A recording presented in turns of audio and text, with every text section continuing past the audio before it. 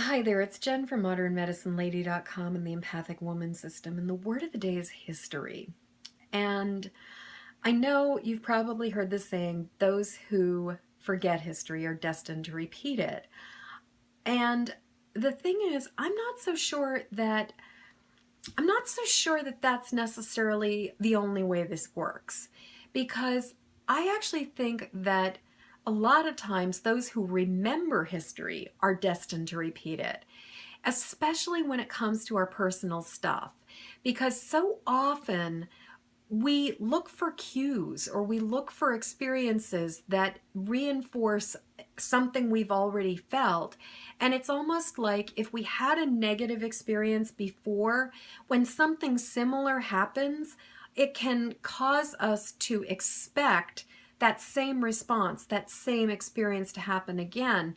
And then it can put us on the defense. It can affect our ability to be proactive. It can affect our ability to advocate for ourselves. It can even affect our ability to just approach something from a neutral, calm place, because often if we have some kind of similar history, we're going to come to something from a place of an emotional charge, and a lot of times kind of either on the offense or the defense, because we're expecting a particular answer or a particular response.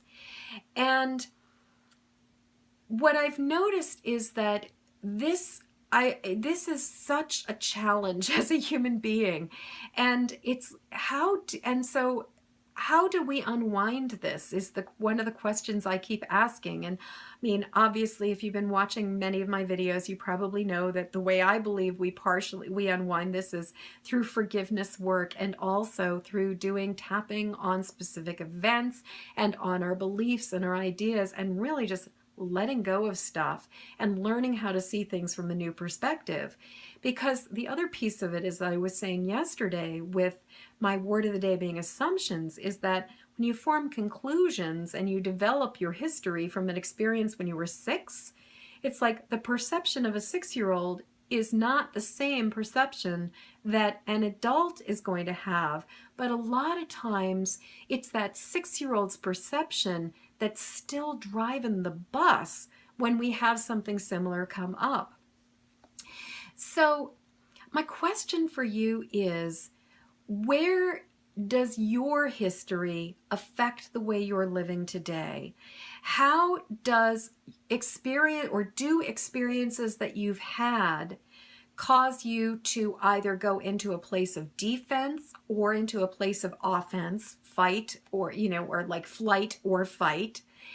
And when do you notice yourself responding not to the present situation necessarily from a place of calm curiosity and sort of inquiry to seeing beyond the limitations of the box, like seeing outside the box, but instead where you're responding from a previous experience, and you're responding with expectations and reacting in a way that reflects what happened before?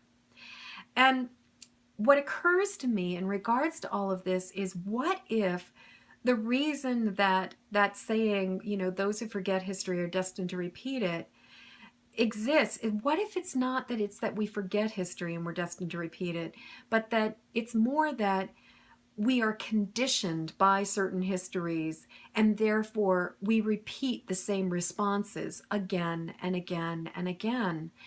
And what if we could start being more conscious of the ways that those responses and those reactions affect us, and then maybe acknowledge it, maybe be like, okay, even though I had this experience and it was really scary and this looks like it might be somewhat similar, I'm open to the possibility that there can be a new way of handling this.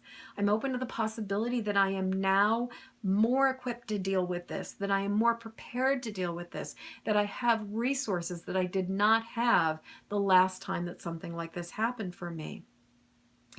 So I invite you to consider, what if we didn't have to repeat history, whether we forgot it or not?